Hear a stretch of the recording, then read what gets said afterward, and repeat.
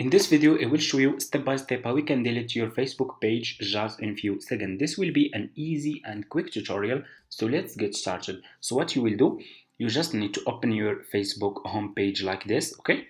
Go to your Facebook home page like this and scroll down over here and you have setting, okay? Click on setting like this and you will be directly in this page. What you will do next, you will scroll down over here and keep scrolling down and you have here access and control, okay?